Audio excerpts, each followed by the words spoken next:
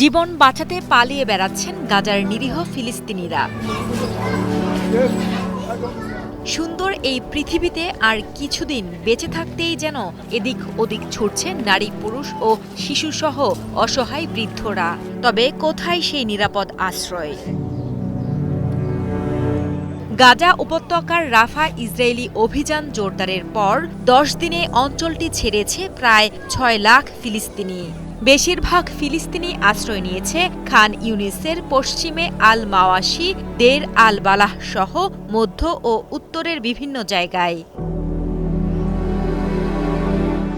নতুনভাবে তাঁবু টাঙিয়ে মাথা গোঁজার ঠাঁই তৈরি করছে তারা। তবে প্রাণে বাঁচতে রাফা ছাড়লেও খাবার পানি সহ বেঁচে থাকার ন্যূনতম সুবিধার অভাবে মানবেতর দিন পার করছে বাস্তুচ্যুতরা।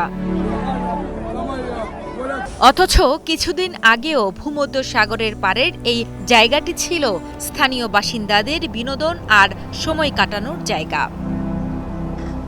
তবে গত এক সপ্তাহ ধরে পুরো দের আল বালাহ এখন পরিণত হয়েছে বাস্তুচ্যুত ফিলিস্তিনিদের আশ্রয় কেন্দ্র। বাস্তুচ্যুতদের চাপে যেন তিল ধারণের ঠাঁই নেই শরণার্থী শিবিরের। তাই বাধ্য হয়ে রাস্তা পার্কে সাগর তীরে আশ্রয় নিয়েছেন বহু মানুষ।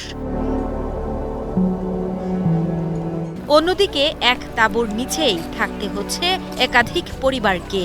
কারো কারো ভাগ্যে আবার জোটেনি তাঁবুও।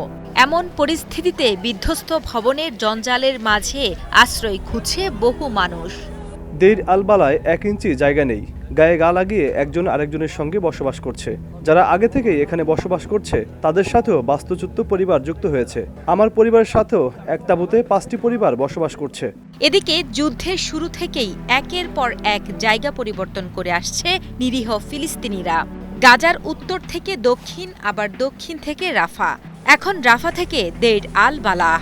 এভাবে কিছুদিন পর পর জায়গার পরিবর্তন করতে করতে ক্লান্ত হয়ে পড়েছে ফিলিস্তিনিরা। আমাদের ভোগান্তি থামছেই না। এক জায়গা থেকে আরেক জায়গায় সরতে সরতে আমরা এখন ক্লান্ত হয়ে পড়েছি। জানি না কবে এই সমস্যার সমাধান হবে। অনেক কিছুই ফেলে এসেছি, শুধু রান্নার জন্য কয়েকটি সামগ্রী সাথে নিয়ে এসেছি। আমাদের জীবনটা দুর্বিষহ হয়ে পড়েছে। উল্লেখ্য, আন্তর্জাতিক চাপ উপেক্ষা করেই রাফায় ভয়াবহ আগ্রাসন চালিয়ে যাচ্ছে ইসরায়েলি বাহিনী, যেখানে আশ্রয় নিয়েছিল 15 লাখের বেশি ফিলিস্তিনি। বিমান হামলা জোরদারের পাশাপাশি চলছে স্থলাভিযানও।